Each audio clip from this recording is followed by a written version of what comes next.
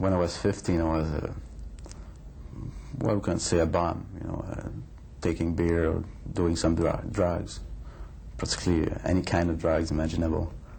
This 25-year-old, we'll call him Jean, came from a home where he could do no right. And with the time, when you're children, you get raised in this way. For myself, I start to take attention by doing some bad things, like breaking windows, do some robbings and things like that. But it was the only way I get some attention. Jean says he was in the midst of a deep depression when one afternoon in February 1987, he beat to death a middle-aged man at work. Jean was subsequently found guilty of first-degree murder. He says he wanted to go to prison so he could kill himself.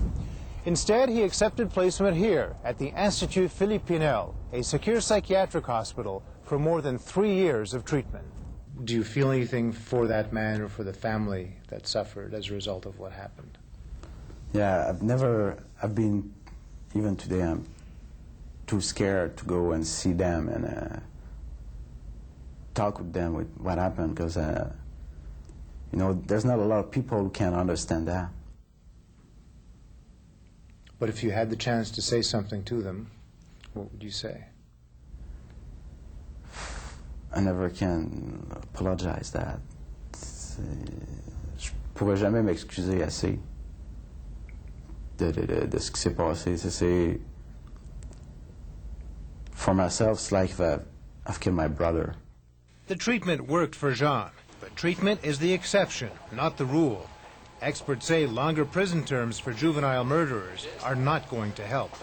If you are going to confine kids, confine them because of the fact that you are going to have a rehabilitation component as part of that confinement. Don't just lock them up and move them from place to place according to the whims of the system without any treatment. Criminologist Cécile Toutant, who runs the Male Juvenile Treatment Unit at the Institut Philippe Pinel, says the Young Offenders Act permits tougher sentences than are given. She says the trouble is with application and interpretation of the law by certain youth courts. If we feel that the juveniles are so dangerous, how is it that the placement that we give them now in centre d'accueil are for less than 3 months for 80% of those kids? And for 90% of the kids we send to centre d'accueil, it's less than 6 months. I personally say that that's only doing time. That's doing time. You don't change in 3 months. Some murders could be prevented if we, at 12 or 13, 14, intervene more severely on them, more completely, more longer intervention, and maybe they would not kill at 17 in a robbery of a drugstore or a dépanneur. A legal aid defense lawyer says existing provisions of the Young Offenders Act allow the transfer of juvenile cases to adult court with its stiffer penalties. Let's apply that if there's a need for that. From then, if there's no need for that, let's use the law and not deal with exceptions cases and then make laws from the exception cases. But prosecutors and experts admit not all teenage murderers can be helped. There are all types of teenage murderers, some who are obviously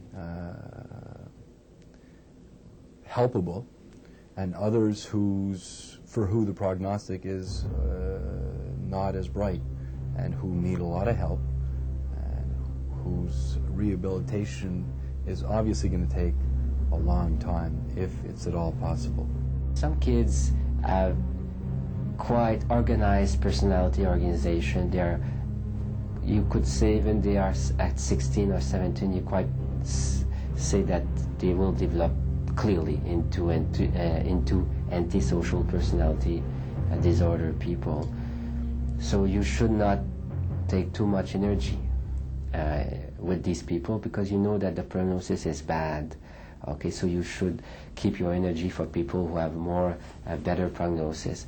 I would be crazy to say to you that we have 100% success rate. I think nobody in society would believe me. They'd say that I probably need treatment in Pinel myself.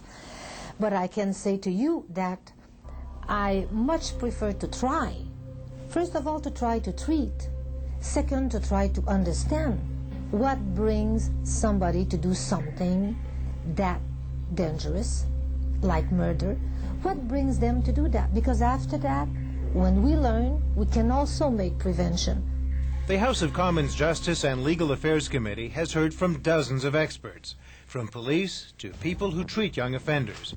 Their input will be considered in the new year during third and final reading of Bill C-37, proposed changes to the Young Offenders Act. Howard Schwartz, Pulse News.